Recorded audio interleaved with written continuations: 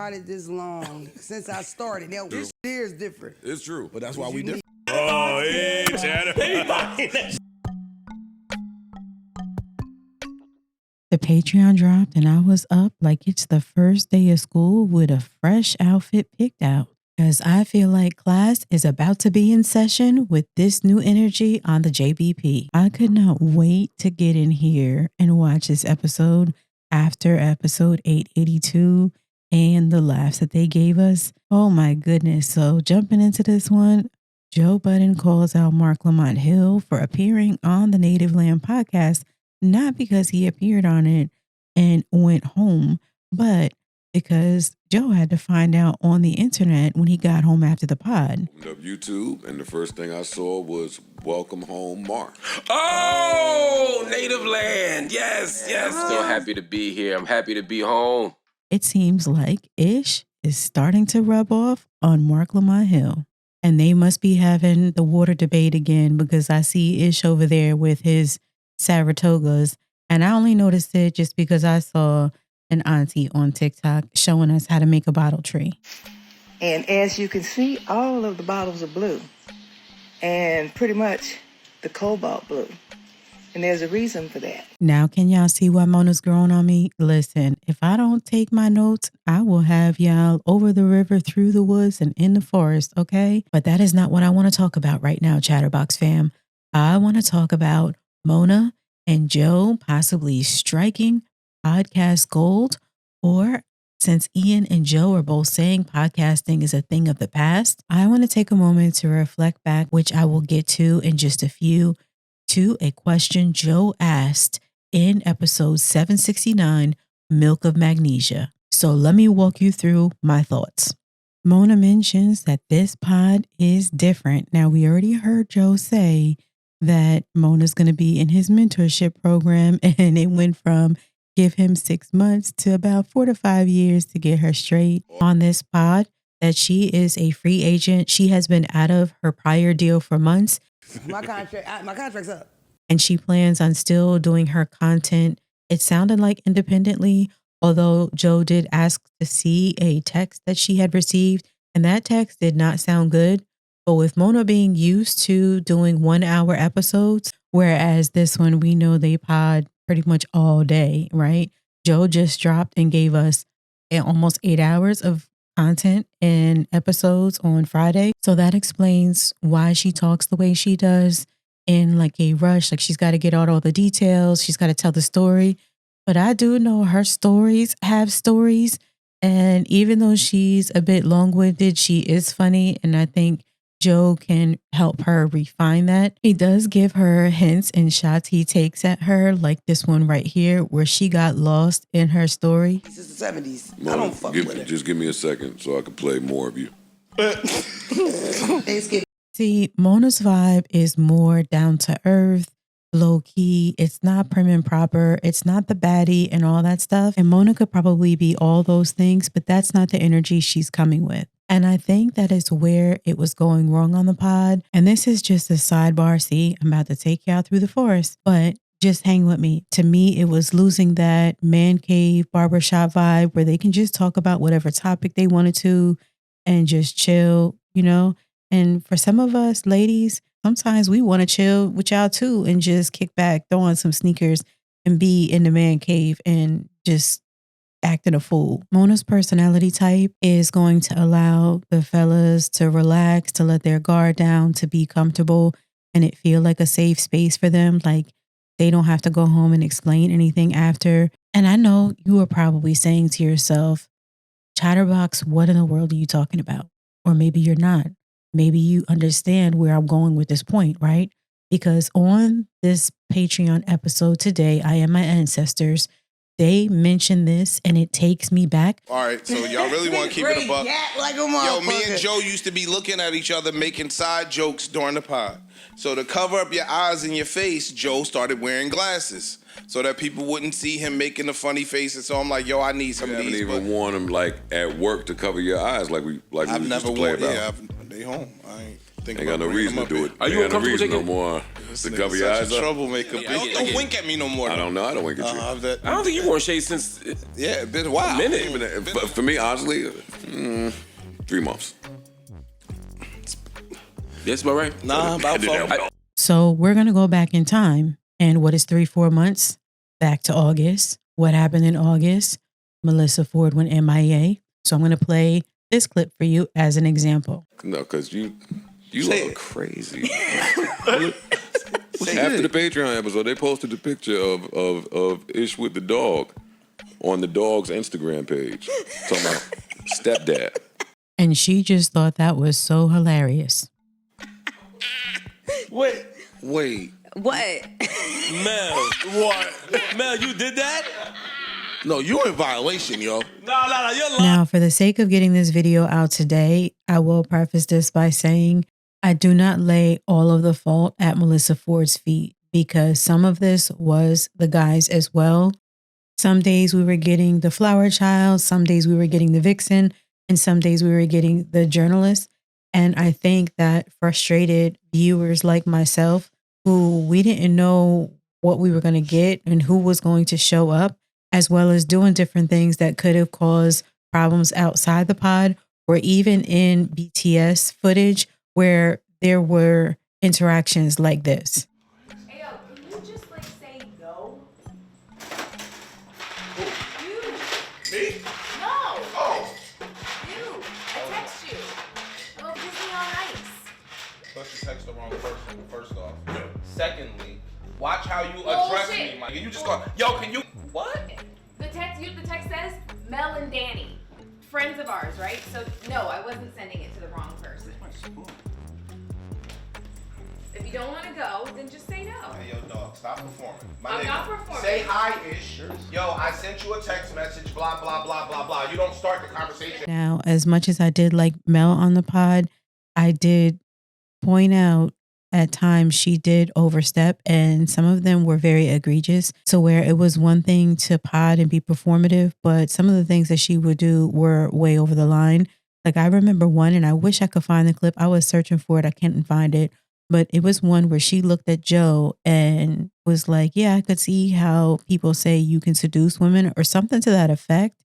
And like alluding to like Joe was trying to seduce her. She was talking about like being at dinner or having a dinner and there being low lights. So I was sitting there like, what are you doing? He even asked her to clarify by saying very clearly, Mel, have I tried to seduce you?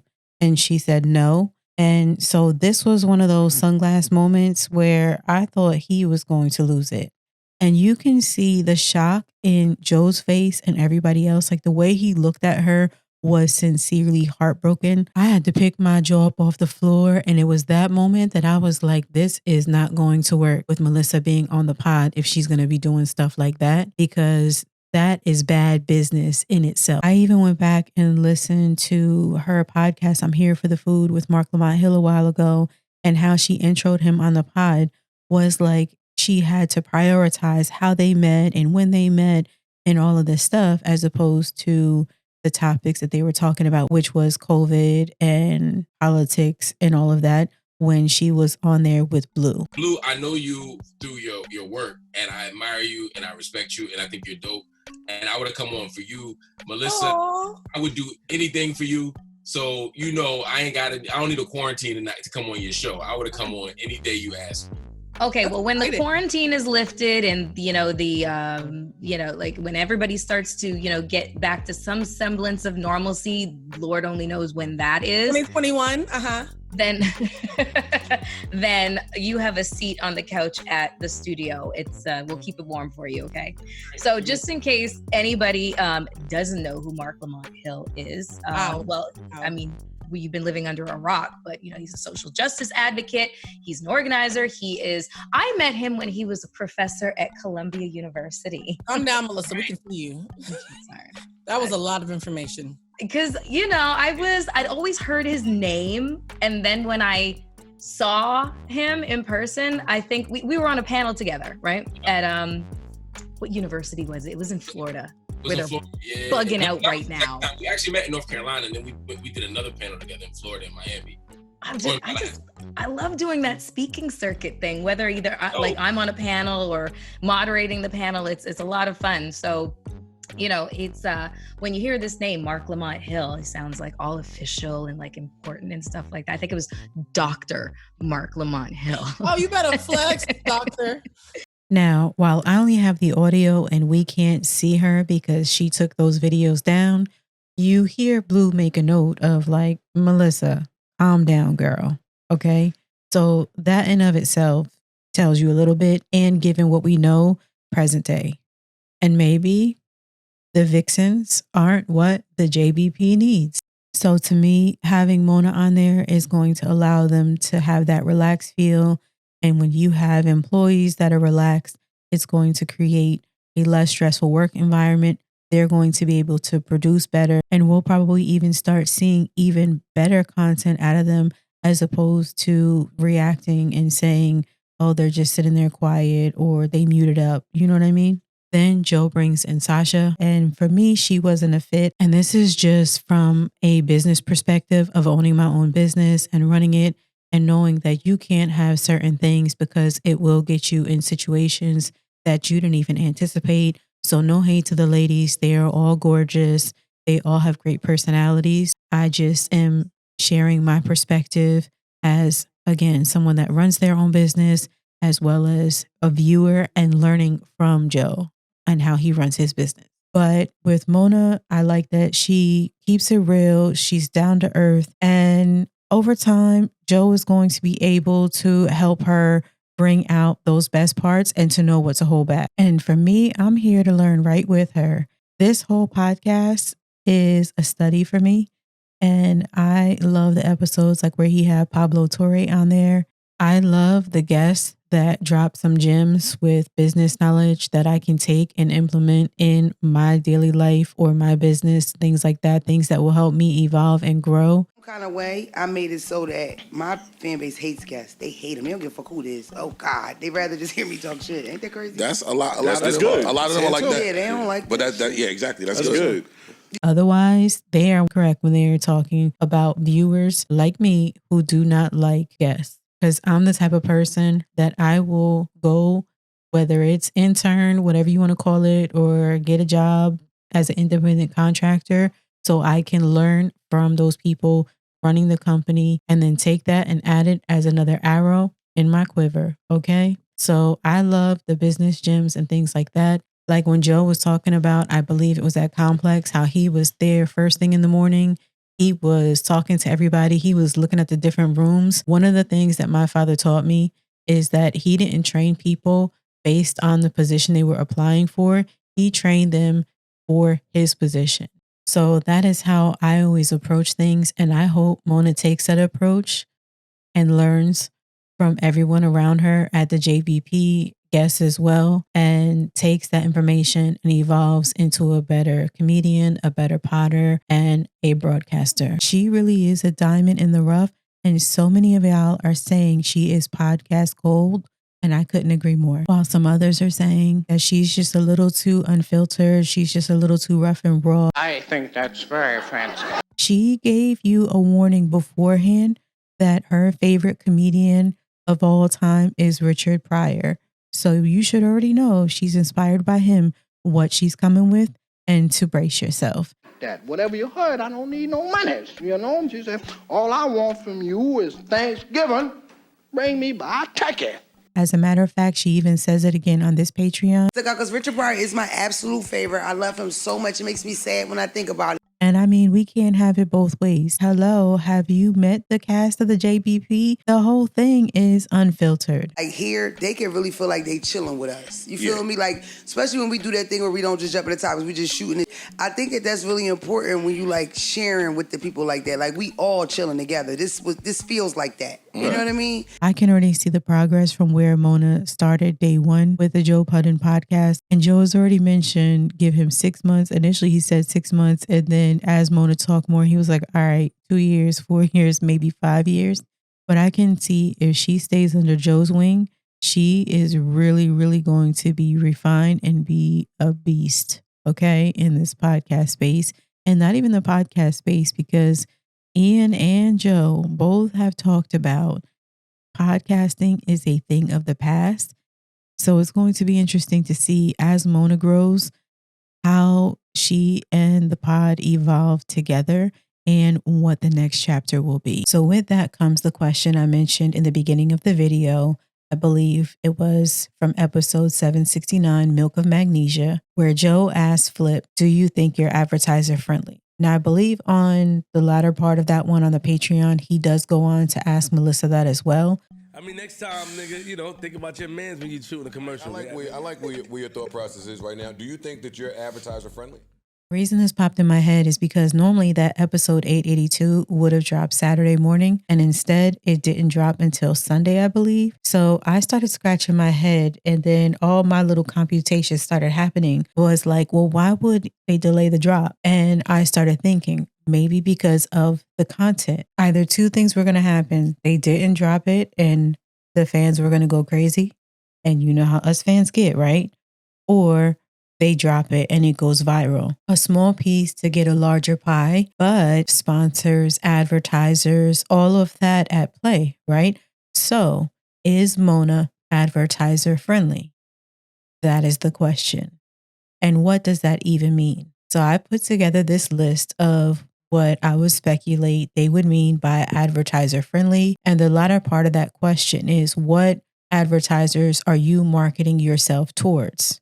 But here is the list. I'm going to let it roll. That I'm not sure all pertains to the pod because we already know that the JBP is very different from other pods. It includes low risk personality, consistent brand voice, clean audience data, safe on and off the mic, camera calm co-host, mature content control, good ad read energy, respects the money, no brand liability behavior, solid damage control. Now, to me, that's a matter of perspective because, again, the JBP was built on Joe Budden being transparent and having a range of stories, right? And also viral moments.